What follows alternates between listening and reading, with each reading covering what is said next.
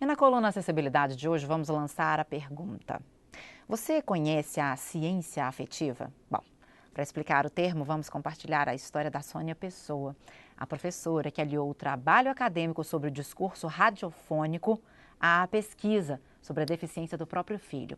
E de quebra, ela gerou conhecimento para ajudar toda a sociedade.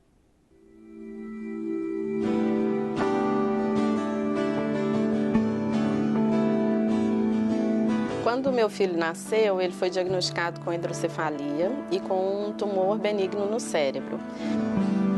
Então, ele apresentou vários impedimentos de déficit cognitivo, deficiência intelectual leve. A minha pesquisa na época era direcionada ao rádio, ao discurso radiofônico.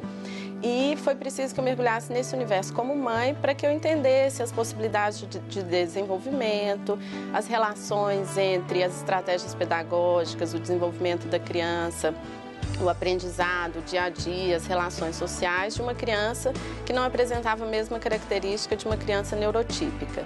Então, eu comecei a pesquisar paralelamente à pesquisa que eu desenvolvia na academia sobre o discurso radiofônico.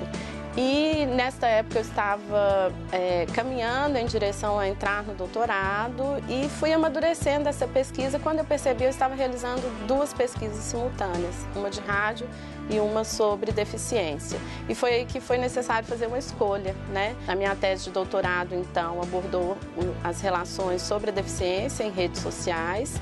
E houve um momento em que era preciso que eu dissesse assim, assumisse para mim mesma que a deficiência fazia parte da minha vida numa condição familiar, eu era uma pessoa em situação de deficiência, mas também fazia parte do meu universo de pesquisa, do meu universo profissional.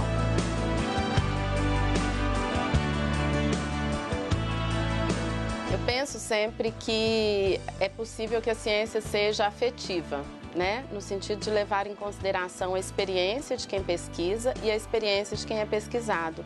E não de pensar que a ciência é autoritária, que ela deve se deslocar da sociedade e impor um conhecimento.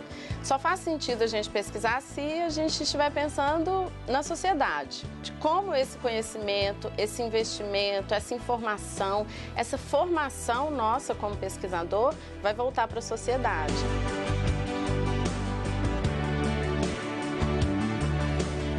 O Afetos traz a ideia de que as pessoas com deficiência, elas precisam se deslocar de um lugar de objeto a ser pesquisado e elas precisam estar conosco, pesquisadores, para que elas nos ajudem, veja bem, elas vão nos ajudar a perceber o mundo com outro olhar.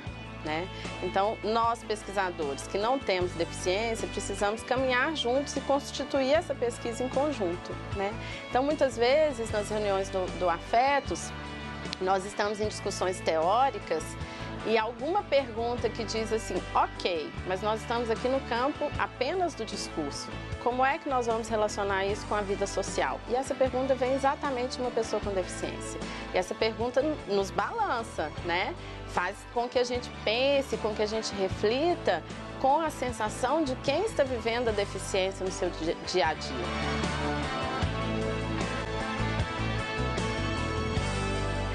Para mim, é algo que traz, assim, é muito mais do que uma pesquisa, né? Acho que é uma formação de vida mesmo, é um modo de ver o mundo que não fazia parte da minha vida há alguns anos.